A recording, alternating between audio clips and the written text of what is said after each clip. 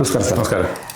Sir, പോകെ അതായത് വോട്ടെടുപ്പ് ദിനം അടുത്ത് വരുന്നതോടൊപ്പം തന്നെ ഒരു മല്ലയുദ്ധത്തിൻ്റെ പ്രതീതി ജനിപ്പിക്കുന്ന തരത്തിലുള്ള ഈ വാക്ശരങ്ങളാണ് പരസ്പരം. അതിന് മുഖ്യമന്ത്രിയും ഒട്ടും ചില്ലറക്കാരനല്ല, ഒട്ടുമെടുക്കാതെ വിട്ടുകൊടുക്കാതെ നമ്മുടെ പ്രതിപക്ഷ നേതാവും. അപ്പോൾ പരസ്പരം വലിയ തോതിലുള്ള വാഗ്വാദങ്ങൾ, ഒടുവിൽ പരസ്പരം കള്ള എന്ന് വിളിക്കുന്ന ഒരവസ്ഥ വരെ എത്തിയിരിക്കുന്നു. എന്താണ് സ്ഥിതി? നുണയൻ നുണേശനും നുണറായി അല്ലേ? അങ്ങനെയാണ്. അതാണ് ഇപ്പോൾ അപ്പോഴത്തെ ഏറ്റവും വലിയ രണ്ട് വിശേഷണങ്ങൾ രണ്ട് വലിയ നേതാക്കൾ തന്നെ നടത്തുന്നത്. നിയമസഭയിൽ പോലും ഒരു പരസ്പരം ഇങ്ങനെ പറഞ്ഞിട്ടില്ല. ഇപ്പോൾ ഇത് ആദ്യമായിട്ട് ഇലക്ഷൻ സമയത്ത് രണ്ട് നുണകൾക്ക് തങ്ങളുടെ പേരുമായി ഒരു താതാത്മ്യം കൊടുത്ത് പരസ്പരം അവതരിപ്പിക്കുകയാണ്. ഇതിൻ്റെ പിന്നിൽ ഒരു കാര്യം, ഒന്നാമത്തെ കാര്യം എന്ന് വെച്ചാൽ, നമുക്ക് പരാജയ ഭീതി വരുമ്പോഴാണ് നമ്മൾ ഏറ്റവും വലിയ വെല്ലുവിളികൾ നടത്തുക, വാഗ്വാദങ്ങൾ നടത്തുക. ഇത് ശ്രീരാമൻ പണ്ട് പരശുരാമനോട് പറഞ്ഞൊരു രംഗമുണ്ട്. പരശുരാമൻ ഇങ്ങനെ വാളും പരിചയമൊക്കെ ആയിട്ട് ഈ സ്വയംവരം കഴിഞ്ഞ് വരുമ്പോൾ മഴുവൊക്കെ ആയിട്ട് വന്ന് ശ്രീരാമൻ്റെ മുമ്പിൽ നിന്നിട്ട്, ഇറങ്ങി വാ, താൻ എൻ്റെ ഗുരുനാഥൻ്റെ വില്ലൊടിച്ചില്ലേ, ത്രയംബകം വില്ലൊടിച്ചില്ലേ എന്നൊക്കെ പറഞ്ഞ് നിന്നപ്പം ആദ്യം അങ്ങ് ശാന്തനാകൂ എന്ന് പറഞ്ഞിട്ടൊന്നും രക്ഷയില്ല. ശാന്തനാകുന്നില്ല, ഭയങ്കര ബഹളമാണ് അവിടെ കിടന്ന്. ഇപ്പം ഞാൻ തന്നെ ശരിയായി കളയും, അങ്ങനെ കളയുന്നത്. അപ്പോൾ ലക്ഷ്മണൻ ഇതുപോലെ ചാടുന്നുണ്ട്. ലക്ഷ്മണൻ ഇതിൻ്റെ ഒരാളാണ്. ലക്ഷ്മണൻ ഉടൻ തന്നെ അതുപോലെ തന്നെ വെല്ലുവിളിച്ചുകൊണ്ട് തന്നെ ഞാനിപ്പോൾ ശരിയായി കളയും എന്നൊക്കെ പറഞ്ഞുകൊണ്ട് ലക്ഷ്മണനും കിടന്ന് ബഹളം വയ്ക്കുന്നുണ്ട്. അപ്പോൾ ശ്രീരാമൻ പറഞ്ഞ് ശാന്തനാകുക, ശാന്തമായിട്ട് കാര്യങ്ങൾ പറയുന്നതാണ് ശരിയായ രീതി. ബഹളം വെച്ച് പറഞ്ഞാൽ അത് ശരിയല്ല. അപ്പോൾ അതിൽ അദ്ദേഹം പറയുന്നുണ്ട്, ബഹളം വയ്ക്കുന്നത് ഭീരുത്വത്തിൻ്റെ ലക്ഷണമാണ്. ധീരന്മാർ ബഹളം വയ്ക്കില്ല, ധീരന്മാർ വെല്ലുവിളിക്കില്ല. നിങ്ങൾക്ക് എപ്പോൾ ഭയം തോന്നുന്നോ, നിങ്ങൾക്ക് എപ്പോൾ പരാജയ ഭീതി തോന്നുന്നോ, അപ്പോഴാണ് നിങ്ങൾ വലിയ വെല്ലുവിളി. ഈ ഗുസ്തിക്ക കണ്ടിട്ടില്ലേ? ആദ്യം ഭയങ്കരമായ ഒരു വെല്ലുവിളി അങ്ങ് നടത്തും. ബോക്സിങ്ങിന് പറയാൻ പറ്റില്ല, ഏറ്റവും വലിയ ഒരു പ്രയോഗം ഇതാണ്. ആ ചടങ്ങാണ്.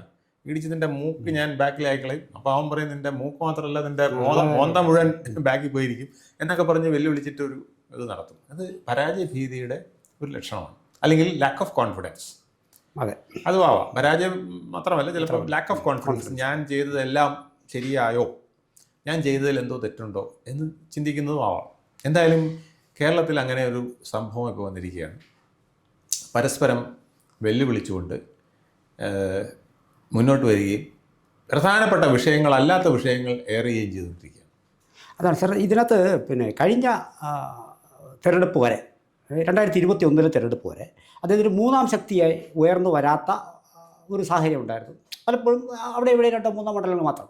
ഇപ്പോൾ അങ്ങനെ അല്ല സ്ഥിതി.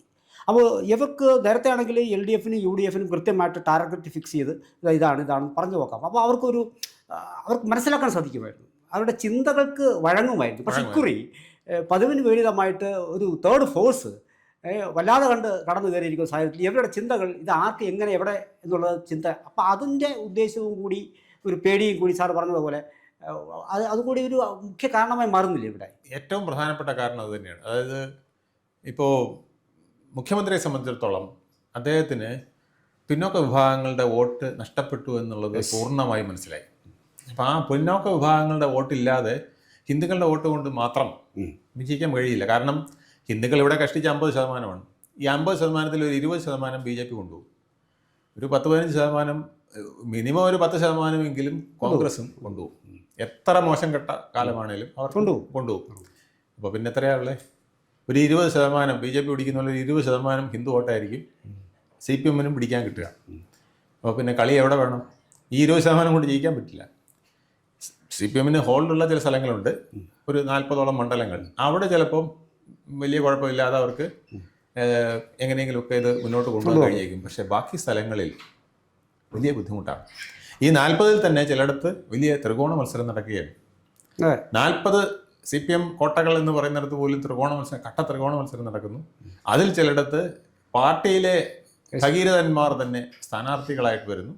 സുധാകരൻ മുതൽ TK ഗോവിന്ദൻ, കുഞ്ഞിക്കണ്ണൻ തുടങ്ങി വലിയ ശശി സുരേഷ് ഉൾപ്പെടെ എന്തിന് ഒന്നും അല്ലെങ്കിൽ പോലും ഇവിടെ നെടുമങ്ങാട് മീനാങ്കൽ കുമാർ വരെ വന്ന് അതെ. സ്ഥാനാർത്ഥിയായിട്ട് നിൽക്കുന്ന അവസ്ഥ CPI ക്കാണേലും. അപ്പോൾ ഇതുവരെ LDF ഉണ്ടാകാത്ത ഒരു വലിയ വെല്ലുവിളിയാണ് ഇപ്പോൾ നടന്നുകൊണ്ടിരിക്കുന്നത്. വിതിൻ ദ ഗ്രൂപ്പ് ഒരു വെല്ലുവിളി നടക്കുന്നു, പുറത്തും അതുപോലെ നടക്കുന്നു. ഇനി കോൺഗ്രസിനെ സംബന്ധിച്ചുള്ള ഇതേ പ്രശ്നമുണ്ട്. വടക്കൻ കേരളത്തിൽ അവർ സേഫാണ്. കാരണം മുസ്ലിം ലീഗ് മുതൽ മുസ്ലിം എന്ന് പറയുന്ന പേര് വരെയുള്ളവർ ഇന്ന് ഒരു സൈഡിലേക്ക് നിൽക്കുന്ന ഒരവസ്ഥയാണ്. ജമാഅത്തെ ഇസ്ലാമി മാത്രമല്ല, മറ്റ് എല്ലാ ശക്തികളും അവർക്കൊപ്പം നിൽക്കുകയാണ്. ഇപ്പോൾ PDP SDPI ഇപ്പുറത്തുണ്ടെന്ന് പറഞ്ഞാലും അതിനൊക്കെ അത്രയ്ക്കുള്ള വോട്ടേ ഉള്ളൂ. SDPIക്ക് അത്ര വോട്ടുണ്ടെന്ന് നമുക്കറിയാമല്ലോ. ഒരു മണ്ഡലത്തിൽ അസാധു, ഇപ്പം അസാധു ഇല്ല എങ്കിലും ഞാൻ പറയുകയാണ്, അസാധുവിന് കിട്ടുന്ന വോട്ട് പോലും പലപ്പോഴും അവർക്ക് കിട്ടാറില്ല. നോട്ടയ്ക്ക് കിട്ടുന്ന വോട്ട് പലപ്പോഴും അവർക്ക് കിട്ടാറില്ല. ഇതൊക്കെയാണ് അവസ്ഥ. അപ്പോൾ SDPIയുടെ ഒരു പിന്തുണ കിട്ടിയാൽ പോലും LDFന്, അഥവാ ഇപ്പോൾ അതിന് തന്നെ തർക്കം നടക്കുകയാണ്. SDPI ആരുടെയും പിന്തുണയൊന്നും ഞങ്ങൾ വാങ്ങിച്ചിട്ടില്ല, പിന്നെ ഒരുത്തൻ ഞങ്ങളുടെ വായിക്കാത്ത കൊണ്ടും തിരികെ തന്നാൽ ഞങ്ങൾ എന്ത് ചെയ്യും എന്നൊക്കെയാണ് MABB ഒക്കെ ചോദിക്കുന്നത്. ഇങ്ങനെ കൈ പിടിച്ച് ഞങ്ങൾക്ക് ചെയ്യരുതേ എന്ന് പറഞ്ഞ് മാറ്റാൻ പറ്റില്ല. അത് ബോത്തിൽ അവരല്ലേ നിശ്ചയിക്കുന്നത് എന്നൊക്കെ പറയുന്നത്. ഇതെല്ലാം കാണിക്കുന്നത് ലാക്ക് ഓഫ് കോൺഫിഡൻസ് ആണ്. ഇപ്പോൾ CPMന്റെ കാര്യം ഞാൻ പറഞ്ഞു, കോൺഗ്രസിൻ്റെ കാര്യത്തിൽ ഇത് തന്നെയാണ്. വടക്ക് അവർ സുരക്ഷിതമാണ്. ഏതാണ്ട് പിന്നെ വയനാട്, മലപ്പുറം, കോഴിക്കോട് ഇങ്ങനെ വന്നു കഴിഞ്ഞാൽ തൃശ്ശൂരിലും വലിയ കുഴപ്പമില്ലാതെ പല ഭാഗങ്ങളും പിടിക്കും. എറണാകുളത്ത് നല്ല രീതിയിൽ മുന്നോട്ട് പോകാൻ കഴിയും. ഇടുക്കി അതുപോലെ തന്നെ, പത്തനംതിട്ട അതുപോലെ തന്നെയൊക്കെ ഒരു കോൺസെൻട്രേഷൻ, കോട്ടയത്ത് ഭാഗികമായി ഒക്കെ കോൺസെൻട്രേഷൻ അവർക്ക് കിട്ടുന്ന അവിടെയൊക്കെ സീറ്റുകൾ അവർക്ക് കൊയ്യാൻ സാധിക്കും. ഏത് തദ്ദേശഭരണ സ്ഥാപനങ്ങളിൽ കിട്ടിയ പോലെ തന്നെ കൊയ്യാൻ സാധിക്കും. കാസർഗോഡ് അതുപോലെ തന്നെ പലയിടത്തും അവർക്ക് കൊയ്യാൻ സാധിക്കും. അപ്പോൾ അവിടെ ഒന്നും വലിയ കുഴപ്പമില്ല. പക്ഷേ ഇങ്ങോട്ട് വരുമ്പോൾ, തെക്കോട്ട് വരുമ്പോൾ ഒരു 39ഓളം മണ്ഡലങ്ങൾ, കോഴിക്കോട്, ആലപ്പുഴ, കൊല്ലം, തിരുവനന്തപുരം, പത്തനംതിട്ട, ഇവിടുത്തെ ഒരു 39 മണ്ഡലങ്ങൾ, ഇത് മുഴുവൻ LDFന്റെ കോട്ടയായിരുന്നു. അതിൽ 34ഓളം മണ്ഡലങ്ങൾ LDF കൈകാര്യം ചെയ്ത്, LDFന് ഇപ്പം 99 നിൽക്കുന്ന ഒരു സ്ഥാനമാണ്. അപ്പോൾ ഇപ്പോൾ ആ സ്ഥലങ്ങളിൽ പലയിടത്തും ത്രികോണ മത്സരം ശക്തമായിരിക്കുന്നു. BJP അവിടെ പിടിമുറുക്കിയിരിക്കുന്നു. അപ്പോൾ BJP കോൺഗ്രസിൻ്റെ വോട്ടും കുറച്ച് പിടിക്കും, ഹിന്ദു വോട്ടുകൾ, പിന്നെ CPMന്റെ കുറേ ഹിന്ദു വോട്ടുകളും പിടിക്കും. അവരുടെ നിലവിലുള്ള വോട്ടുകൾക്കൊപ്പം ചില വർധനവുകൾ അവർ വരുത്തിയേക്കുമെന്ന് പൊതുവെ ഒരു വിലയിരുത്തലുണ്ട്. ആ ഒരു ഭയം രണ്ട് കൂട്ടർക്കും. ഈ വോട്ടുകൾ പോയാൽ കോൺഗ്രസിന് നഷ്ടമാണ്. ഈ വോട്ടുകൾ പോയാൽ CPMന് അതിനേക്കാൾ വലിയ നഷ്ടമാണ്. ചിലപ്പോൾ വൻമരങ്ങൾ വീഴാൻ സാധ്യതയുണ്ട്. അതാണ് CPMനെ അലട്ടുന്ന പ്രശ്നം. കോൺഗ്രസിനെ അലട്ടുന്ന പ്രശ്നം വടക്കോട്ടുണ്ടാകുന്ന ആ ഒരു കാറും കോളും തെക്കോട്ട് വരുമ്പോൾ നേർത്ത് അങ്ങനെ വെറും ഒരു മന്ദമാരുതനായി പോകുന്നു. അത് എങ്ങനെ മാറ്റിയെടുക്കാം? അതിനാണ് ഈ വാഗ്വാദവും വെല്ലുവിളികളും ഒക്കെ നടത്തി ഇവിടെയും പിക്ചറിൽ ഞങ്ങളാണ് വലുതായിട്ട് നിൽക്കുന്നതെന്ന് കാണിക്കാനുള്ളൊരു ശ്രമം. പക്ഷേ സാർ, അവർ പിന്നെ ഇതിനിടയിലൂടെ അറിയാതെ അവർ പറഞ്ഞു പോകുന്ന ചില സത്യങ്ങളുണ്ട്. കാരണം ഇത് പരസ്പരം ചെളി വാരി എറിയലിലേക്ക് പോകും. കാരണം ഇപ്പോൾ ജമാഅത്തയുടെ ബന്ധമായാലും ശരി, SDPI ബന്ധമായാലും ശരി, ആദ്യകാലം മുതൽ കൊണ്ടുള്ള ഡീലായാലും ശരി, ഈ ഡീലാണല്ലോ ഈ മൂന്നാം മുന്നണിയെ മാറ്റി നിർത്തുന്നത്. ഇപ്പോൾ തന്നെ ഈ ഒരു ബില്ല് കേന്ദ്ര സർക്കാർ അവതരിപ്പിച്ചാൽ എന്ത് തരത്തിലായാലും ശരി, ഈ കണ്ണും പൂട്ടിയവർ, പിന്നെ ഇവർ തമ്മിലുള്ള അവിശ്വസ്തമായ ഒരു ബന്ധമുണ്ടായിരുന്നു. ഇപ്പോൾ നമുക്ക് ഇവിടെ എറണാകുളം, നമ്മുടെ ആ ഭാഗത്ത് കണ്ടിരുന്ന, ഇപ്പോൾ പഞ്ചായത്ത് തെരഞ്ഞെടുപ്പ് കണ്ടിരുന്ന അവിശുദ്ധ ബന്ധം, ഇതെല്ലാം പരസ്പരം പിടിച്ചെറിയുന്നതോടെ ആൾക്കാർക്ക് മുന്നിൽ അനാവരണം ചെയ്യപ്പെടുകയാണ്. കുറേ രാഷ്ട്രീയമായിട്ടുള്ള അൺഎത്തിക്കലായിട്ടുള്ള കാര്യങ്ങൾ ഈ പല മുന്നണികൾ, രണ്ട് മുന്നണികൾ ഒരുമിച്ച് ചേർന്ന് കേരളത്തെ പറ്റിക്കുകയായിരുന്നു എന്നൊരു സത്യം കൂടി ഇതിനിടയിൽ കൂടി ഉദ്ഘാടനം ചെയ്ത് വരുന്നുണ്ട്. ഈ നൊണേഷനും നുറായും വരുമ്പോൾ ഇത് NDA പറഞ്ഞ കന്നാസും കടലാസും എന്ന പരസ്യത്തിൽ കൊണ്ട് നിൽക്കുകയാണ്. അവനും പറ്റിക്കുന്നു, ഇവനും പറ്റിക്കുന്നു, രണ്ടും ചേർന്ന് ജനങ്ങളെ പറ്റിക്കുന്നു, ബഹളം ഉണ്ടാക്കിക്കൊണ്ട് വീണ്ടും പറ്റിക്കുന്നു. ഈ ഒരു അവസ്ഥയിലേക്ക് വന്ന് നിൽക്കുന്നു. ഇതിൻ്റെ ഒരു യഥാർത്ഥ പിക്ചർ എന്ന് പറഞ്ഞാലേ, കേരളത്തിൽ ഈ ന്യൂനപക്ഷ വർഗീയതയെ ഭംഗിയായി കോൺഗ്രസ് വളരെയധികം യൂസ് ചെയ്യുകയും ഏതാണ്ട് തെറ്റില്ലാത്ത വിധത്തിൽ, വെളിയിൽ അറിയാത്ത വിധത്തിൽ CPM യൂസ് ചെയ്യുകയും ചെയ്തുകൊണ്ടിരുന്നു, അതായത് LDF യൂസ് ചെയ്യുകയും ചെയ്തുകൊണ്ടിരുന്നു. എക്സെപ്റ്റ് 1987 EMSന്റെ കടുത്ത നിലപാടെടുത്ത് മതേതര ജനാധിപത്യ മുന്നണി എന്ന് പറഞ്ഞ ആ ഒരു സെറ്റപ്പിൽ ഒഴിച്ചാൽ പിന്നെ എക്കാലവും, പ്രത്യേകിച്ച് Pinarayi Vijayan party general secretary ആയതിനു ശേഷം ഇത് അഭംഗുരം നടന്നു വരികയാണ്. ഒന്നുകിൽ അവിടുന്ന് ഒരു വാലിനെ പിടിക്കും, അല്ലെങ്കിൽ അവിടുന്ന് ജലീലിനെ പോലുള്ള ഒന്നാന്തരം കക്ഷികളെ പിടി. സിമി ബന്ധം വരെ ഉള്ളവരെ ഇനി പിടിച്ചിട്ട് മാമോദിസ മുക്കി വിപ്ലവകാരിയായി അവതരിപ്പിക്കും. അത് ആരായാലും അവർക്ക് അങ്ങനെ ഒരു 5 പേരെയെങ്കിലും എപ്പോഴും മലപ്പുറത്ത് നിന്ന് ഇങ്ങനെ കിട്ടിക്കൊണ്ട് PT റഹീമായിരിക്കാം, അല്ലെങ്കിൽ കുഞ്ഞമ്മന്നായിരിക്കാം, ആരെങ്കിലും പറ്റിയവരെ അവരിങ്ങനെ ഓരോ കാലങ്ങളിൽ പിടിച്ചു കൊണ്ടുവന്ന് അവരുടെ കൂടെ ചേർത്ത് കളിച്ചുകൊണ്ടിരുന്നു. ഇപ്പോൾ ഈ കളിയുടെ രഹസ്യം പൊതുജനം മനസ്സിലാക്കി. അതായത് CPM-ന്റെ അല്ലെങ്കിൽ കോൺഗ്രസ് LDF-ന്റെ ഹിന്ദു വോട്ടുകൾ ഇത് തിരിച്ചറിഞ്ഞു തുടങ്ങി. ഇത് തിരിച്ചറിയാൻ കാരണം 2014 നരേന്ദ്രമോദി കേന്ദ്രത്തിൽ വന്നത് മുതൽ അദ്ദേഹം പച്ചയ്ക്ക് പറഞ്ഞു തുടങ്ങി കാര്യങ്ങളൊക്കെ. അദ്ദേഹം തുറന്നു പറഞ്ഞു തുടങ്ങി. മറ്റാരും ഇതുപോലെ പറയില്ല. വാജ്പേയിക്കും അദ്വാനിക്കൊക്കെ കുറച്ചുകൂടെ ഒരു പോളിഷ്ഡ് ആയിട്ടാണ് അദ്വാനി, വാജ്പേയി പ്രത്യേകിച്ച്. അദ്ദേഹം എപ്പോഴും മതേതരം എന്ന് പറഞ്ഞിട്ട് ഇങ്ങനെ പൂശി പറഞ്ഞുകൊണ്ടിരുന്നതാണ്. ഇദ്ദേഹത്തിന് യാതൊരു മടിയില്ല. വർഗീയവാദിയെ വർഗീയവാദി എന്ന് വിളിക്കും, കള്ളനെ കള്ളനെന്ന് പറയും. ഈ രീതിക്ക് അദ്ദേഹത്തിന് യാതൊരു മടിയുമില്ല. അപ്പോഴിത് കുറച്ചുകൂടെ എക്സ്പോസ്ഡ് ആയ സമയത്ത് കേരളത്തിലെ ജനങ്ങളും ചിന്തിച്ചു തുടങ്ങി. ഇന്ത്യയിലെ മറ്റ് ജനങ്ങൾ ചിന്തിക്കുന്നത് പോലെ ഇന്ത്യയിൽ ഇതുപോലെ തന്നെയാണ് വന്നത്.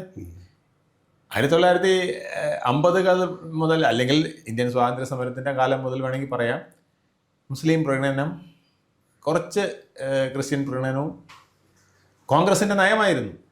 പ്രത്യേകിച്ച് ബ്രിട്ടീഷുകാരോടൊക്കെയുള്ള ഒരു അനുകൂലത്തിന് ആ ഒരു ക്രിസ്ത്യൻ നയം അതൊക്കെ നിലനിന്നിരുന്നു. വെരി ഫസ്റ്റ് ഡേ ഇത് ഉണ്ടായിരുന്നു. പക്ഷേ 1986 ഷാബാനു കേസ് വന്നത് മുതൽ ഇത് എക്സ്പോസ്ഡായി. അതിനൊരു കാരണം അദ്വാനിയാണ്. അത് അദ്ദേഹം അപ്പോഴേ തന്നെ സൂഡോ സെക്കുലറിസം എന്ന് പറഞ്ഞ് ഇതിനെ ജനങ്ങളുടെ മുമ്പിൽ പൊളിച്ചെഴുതി തുടങ്ങി. കപട മതേതരത്വം എന്ന പ്രത്യേക ഒരു വാചകം തന്നെ അദ്ദേഹം ജനങ്ങളുടെ മനസ്സിൽ പ്രതിഷ്ഠിച്ചു. ഇന്ത്യയിൽ മുഴുവൻ അങ്ങനെ കപട മതേതരത്വത്തിനെതിരെ ജനങ്ങളിങ്ങനെ ചിന്തിക്കാൻ തുടങ്ങി. അതാണ് BJP 2 സീറ്റിൽ നിന്നും 80 പിന്നെ 180 ഒക്കെ ഇങ്ങനെ ഉയർന്ന് ഇപ്പം കേവല ഭൂരിപക്ഷത്തിൽ വരെ എത്തി. ഇപ്പം പിന്നെ കൂട്ടുമുന്നണിയായിട്ടായാലും ഭൂരിപക്ഷത്തിൽ നിൽക്കുന്നു. എന്നിട്ടും അവരെ തകർക്കാൻ പറ്റാതെ നിൽക്കുന്നതിൻ്റെ കാരണം ഈ കപട മതേതരത്വം എന്ന സിദ്ധാന്തം അന്ന് അദ്വാനിയിലാണ് തുടങ്ങിയെങ്കിൽ ഇന്ന് മോദി അത് പച്ചയ്ക്ക് ജനങ്ങളുടെ മുമ്പാകെ പിച്ചി ചീന്തി അവരുടെ മുഖം മൂടിയിട്ടു. ഇതാണ് അതിനകത്തെ പ്രധാന ഒരു കാര്യം. ഇന്ന് കേരളം ഈ ഒരു മൂന്നാം ശക്തിക്ക് ശക്തി കൊടുത്തതും ഇത് തന്നെയാണ്. അല്ല, ഈ പെട്ടെന്ന് സാർ പറഞ്ഞ സീറോ സെക്യുലറിസം എന്ന് പറയുമ്പോഴത്തേക്ക് പെട്ടെന്ന് ഉദിച്ച് പോയിപ്പോയ ഒരു പ്രമോദ് മഹാജൻ എന്ന് പറയുന്നത്. അതെ. അപ്പോൾ ഞാൻ ഇപ്പോഴും ഓർക്കുന്നു, ആ NDTV-യുടെ ഒരു ചർച്ചയ്ക്കിടയിൽ ഈ സീറോ സെക്യുലറിസത്തെ കുറിച്ചിട്ട് വളരെ അദ്ദേഹം ആർക്കും ഇത് പറയാൻ മടിയായിരുന്നു. ഇപ്പോൾ ന്യൂനപക്ഷങ്ങൾക്കെതിരെ അവർ മതേതരത്വം, അവർ വർഗീയത കാണിക്കുന്നു പറഞ്ഞാൽ ഉടനെ മതേതരത്വം തകർക്കുന്നവൻ എന്ന് പറഞ്ഞ് ഒരു വെല്ലുവിളിയായിട്ട് ഇവരെങ്ങ് വന്നളയും. അതായത് അവരുടെ വർഗീയതയെക്കുറിച്ച് പറഞ്ഞാൽ, ക്രിസ്ത്യൻ വർഗീയതയോ മുസ്ലിം വർഗീയതയോ ഏതെങ്കിലും പറഞ്ഞു പോയാൽ ഉടൻ തന്നെ അവനെ മതേതര വിരുദ്ധനാക്കും. ഇപ്പം നമ്മുടെ ചാനലുകൾ ഇപ്പോഴും ചെയ്യുന്നുണ്ട്. പക്ഷേ ഇത് അധികം നാൾ പോകില്ല. ഈ ഇലക്ഷൻ കൂടെ കഴിയുമ്പോൾ ഇത് തീരും. നമ്മുടെ ചാനലുകൾ പോലും ഇതിന് ഒരു ചേരിതിരിവ് വരും. സാർ ഇന്നലത്തെ സ്പഷ്ടം വരും സാർ. നമുക്കത് പേരെടുത്ത് പറയേണ്ട കാര്യമൊന്നുമില്ല. എല്ലാ ചാനലുകളും വളരെ 1-2 ചാനൽ ഒഴിച്ച് ബാക്കി നിഷ്പക്ഷരെന്ന് അവകാശപ്പെടുന്ന എല്ലാ ചാനലുകളും ഇന്നലെ ഈ ഫോറിൻ ഫണ്ടുമായി ബന്ധപ്പെട്ടിട്ട് ചിരി വരും. ഏറ്റവും വലിയ തമാശ അതല്ല, ചില ചാനലുകൾ പബ്ലിഷ് ചെയ്തതിനെ പ്രൈവറ്റ് ചെയ്യുകയും ചെയ്തു. അതെ, ഈ അതിനിടയ്ക്ക് നമുക്കിത് കാണാൻ കഴിഞ്ഞെന്നുള്ള പ്രൈവറ്റ് ചെയ്തിരിക്കുന്നു. അപ്പോൾ അത്രമാത്രം കള്ളമാണ് ഇതിനകത്ത് തള്ളിക്കയറ്റുന്നത്. സാർ ഒരു കാര്യം കൂടി, ഇതിനകത്ത് ഈ ബോധപൂർവമായ ഒരു ശ്രമം, വഴിതിരിച്ച് വിടാനുള്ള ശ്രമം ഈ 2 നേതാക്കളുടെ ഇടയിൽ. ഇപ്പോൾ ഇവർ പരസ്പരം നുണയന്മാരാണെന്നല്ലോ പരസ്പരം വിളിക്കുന്നത്. പക്ഷേ ഇതിനകത്ത് ഞാൻ കാണുന്നതെന്ന് പറയുന്നത് ഇവർക്ക് തമ്മിൽ ഒരു ഹിഡൻ, അത് ഇവർ അറിഞ്ഞുകൊണ്ടാണോ അറിയാതെ ചെയ്യുന്നതെന്ന് എനിക്കറിയില്ല. അതായത് നമുക്ക് തമ്മിൽ ഫൈറ്റ് ചെയ്യാമെന്നാണ് അവർ പറയുന്നത്. അപ്പോഴും ഈ രാജ്യം ഭരിക്കുന്ന ഒരു ശക്തി വളരെ പ്രബലമായി കേരളത്തിൽ 3ാം ശക്തിയായി ഉയർന്നു വന്നുകൊണ്ടിരിക്കുന്ന സാഹചര്യത്തിൽ അദ്ദേഹത്തെ ഒഴിവാക്കിയ ഫൈറ്റ് അങ്ങനെയൊന്നുമില്ല. അതായത് ഫൈറ്റ് നമ്മൾ തമ്മിലാണ് എന്ന് വരുത്തി തീർക്കാനുള്ള ശ്രമത്തിന്റെ 3ാം ശക്തിയെ ഇല്ലാതാക്കാനുള്ള ശ്രമം കൂടി ഡൈവേർട്ട് ഇവിടെയാണ്. ഇതിന്റെ അടുത്തൊരു സ്റ്റേജ് ഉണ്ട്. ഇതിന്റെ അടുത്ത സ്റ്റേജ് എന്നറിയാമല്ലോ. ഈ പതനം വരുമ്പോൾ ഇന്ത്യ മുന്നണി എല്ലാം കൂടെ 2030 കൂടി ഒന്നാവും. പണ്ട് മാമുക്കോയ പറഞ്ഞല്ലേ, എന്നെ എന്ന് പറഞ്ഞുകൊണ്ട് ഈ നുണേശനും പിന്നെ നുണറായിയും ഒന്നിച്ചു വരുന്ന ഒരു കാലം വരാൻ അതിവിദൂരമല്ല. ഇത് ആദ്യത്തെ സ്റ്റേജാണ്. ഇത് രണ്ടും കൂടെ ഒന്ന് ഞങ്ങളാണ് ഇവിടുത്തെ ദ്വന്ദ്വയുദ്ധക്കാർ എന്ന് വരുത്തി 3ാം ശക്തിയെ തകർക്കാനാണ് നോക്കുന്നത്. അത് നിൽക്കില്ല. കാരണം 3ാം ശക്തി ജനങ്ങൾ ഉണ്ടാക്കിയതാണ്. അല്ലാതെ ഇവരാരും ഇവിടുത്തെ BJP പോലും അതിനകത്ത് റോൾ വളരെ കുറവാണ്. അതെ അതെ BJP പോലും ഈ മൂന്നാം ശക്തി വളർന്നു വരുന്നതിന് വലിയ റോൾ എടുത്തിട്ടുണ്ടോ എന്ന് ചോദിച്ചാൽ ഞാൻ പറയും ഇല്ലാന്ന്. കാരണം അതിനകത്തൊന്നും അത്രയ്ക്ക് എഫേർട്ട് എടുത്ത ആളില്ല. ഇപ്പം ഈ രാജീവ് ചന്ദ്രശേഖർ വന്നിട്ടാണ് അല്പമെങ്കിലും ചില കാര്യങ്ങൾ പറഞ്ഞു വരുന്നത്. പക്ഷെ അദ്ദേഹം ചിലപ്പോൾ ഡിബേറ്റ് പോകാറുണ്ട്. വികസനം മാത്രം പറഞ്ഞാൽ പോരാ ഇവിടെ ഇപ്പം. കാരണം മറ്റുള്ളവർ മറ്റേത് പറയുമ്പം ആ ലെവലിൽ നിന്ന് ഇറങ്ങി വേണം. ആ ലെവലിൽ കൂടെ വന്നില്ലെങ്കിൽ ചിലപ്പം പൂർണ്ണമായിട്ട് ഇത് വിറ്റെന്ന് വരില്ല. പക്ഷെ അദ്ദേഹം അതിൽ നിന്ന് മാറി നിൽക്കുന്നത് വെച്ചാൽ വ്യത്യസ്തമായ ഒരു പൊളിറ്റിക്സാണ് ഞങ്ങൾ കൈകാര്യം ചെയ്യുന്നത്. നരേന്ദ്രമോദിയുടെ പൊളിറ്റിക്സ് അങ്ങനത്തതാണ് എന്ന് വരുത്താൻ വേണ്ടിയിട്ടാണ് അദ്ദേഹം അങ്ങനെ നിൽക്കുന്നത്. പക്ഷെ എന്തായാലും കേരളം ഇപ്പം അപ്പക്കഷ്ണം പങ്കിടുന്നത്, ന്യൂനപക്ഷ അപ്പക്കഷ്ണം പങ്കിടുന്നതിന് വേണ്ടിയിട്ടുള്ള ഗോഗ്വാ വിളികളാണ് ഈ നുണകളിലൂടെ നടത്തിക്കൊണ്ടിരിക്കുന്നത്.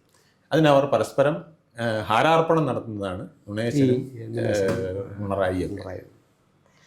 ഇനി വരുന്ന ദിവസങ്ങളിൽ ഇതിലേറെ നുണകൾ ഇനി വരുന്ന ദിവസങ്ങളിലെല്ലാം ഇതിനെ ബേസ് ചെയ്തായിരിക്കും വരിക. ഇവിടുത്തെ ഒരു പ്രശ്നവും മാലിന്യ പ്രശ്നങ്ങൾ മുതൽ മനുഷ്യൻ്റെ മസ്തിഷ്ക ജ്വരം വരെ വരുന്ന കാര്യങ്ങൾ 100 കാര്യങ്ങൾ കിടക്കുകയാണ്. ആശുപത്രികൾ അനാഥാലയങ്ങളാകുന്നത്, പോലീസ് സ്റ്റേഷനുകൾ ആർക്കും പിടിയില്ലാത്ത ഗുണ്ടാ പോരിൻ്റെ കേന്ദ്രങ്ങളാകുന്നത്, പോലീസ് സ്റ്റേഷനിൽ കയറി ആൾ കുത്തുന്ന അവസ്ഥ വരെ എത്തിയിട്ടുണ്ട്. പക്ഷേ ഇതൊന്നും ആരും ചർച്ച ചെയ്യുന്നില്ല. നിങ്ങൾക്ക് നീതി ലഭിക്കേണ്ടത് എവിടുന്ന്, നിങ്ങൾക്ക് സുരക്ഷ ലഭിക്കേണ്ടത് എവിടുന്ന്, നിങ്ങൾക്ക് ആരോഗ്യ പരിപാലനം നടത്തേണ്ടത് എവിടുന്ന്? ആ ആലയങ്ങൾ പോലും അനാഥാലയങ്ങളായി എന്ന് കേരളം ബോധ്യമായിട്ടും ഇവർ പരസ്പരം യുദ്ധം നടത്തി വെല്ലുവിളി നടത്തണം. ഈ വെല്ലുവിളി ഇതിനു വേണ്ടിയിട്ടാണെങ്കിൽ കുഴപ്പമില്ല. ആരാണ് ഇവിടെ മാലിന്യ പ്രശ്നം പരിഹരിച്ചത്? അല്ലെങ്കിൽ ആരാണ് പരിഹരിക്കാൻ എന്ത് ചെയ്തത്? ഈ ഖജനാവിനെ പൊളിച്ചത് ആര്? അല്ലെങ്കിൽ ഇത്തരം വിഷയങ്ങൾ എടുത്തുകൊണ്ട്, അല്ലെങ്കിൽ ഇവിടുത്തെ ക്രമസമാധാന നില തകർത്തത് ആര്? നീതിന്യായ വ്യവസ്ഥയെ പൊളിച്ചടിക്കിയത് ആര്? ജനങ്ങൾക്ക് സ്വൈര ജീവിതം നൽകാത്തത് ആര്? ഈസ് ഓഫ് ലിവിങ് ഇല്ലാതാക്കിയത് ആര്? ഇതൊക്കെ വലിയ പ്രശ്നമാണ്. ഈസ് ഓഫ് ലിവിങ് ഇല്ല. സത്യത്തിൽ ജനങ്ങൾക്കും ജനാധിപത്യത്തിനും എതിരായി കൂടിയുള്ള വെല്ലുവിളിയാണ് ഇപ്പോൾ ഇവർ വാസ്തവം നടത്തിക്കൊണ്ടിരിക്കുന്നത്. ആ വെല്ലുവിളി ജനങ്ങൾക്ക് ബോധ്യമാവും. ജനങ്ങളിതെല്ലാം കണ്ടുകൊണ്ടിരിക്കുന്നതുകൊണ്ട് അവർക്കിത് ബോധ്യമാവും. എന്താണ് ഇതിൻ്റെ പിന്നിലുള്ള ഉദ്ദേശമെന്നും അവർക്ക് ബോധ്യമാവും. അതുകൊണ്ട് ജനത്തെ പണ്ടത്തെ കൂട്ട് മറയിടാൻ പറ്റില്ല. കാരണം ഇന്ന് ഓരോ വ്യക്തിക്കും ഒരു ചാനലിലുള്ള സമയമാണ്. അവരുടെ അഭിപ്രായങ്ങൾ അവർ എയർ ചെയ്തുകൊണ്ടിരിക്കുകയാണ്. നമ്മൾ മാത്രമല്ല, ഇതുപോലെ ആയിരക്കണക്കിന് ആളുകൾ കേരളത്തിൽ ഇങ്ങനെ എയർ ചെയ്തുകൊണ്ടിരിക്കുകയാണ്. അപ്പോൾ ഇതിൻ്റെയൊക്കെ ഹെഡിങ് നോക്കി പോയാൽ പോലും ജനത്തിന് ഇതിൻ്റെയൊക്കെ പൾസ് പിടിക്കും. അതുകൊണ്ട് നമുക്ക് 9-ാം തീയതി എങ്ങനെയാണ് വോട്ടേഴ്സ് തിരിച്ചറിഞ്ഞ് വോട്ട് ചെയ്യട്ടെ. കൂടുതൽ വാർത്തകളും വിശേഷങ്ങളും നേരിട്ട് ലഭിക്കാൻ ജനങ്ങളിൽ നിന്ന് ജനങ്ങളിലേക്ക് ജനഭൂമി ന്യൂസ് സബ്സ്ക്രൈബ് ചെയ്യൂ. ബെൽ ബട്ടൺ അമർത്താനും മറക്കരുത്.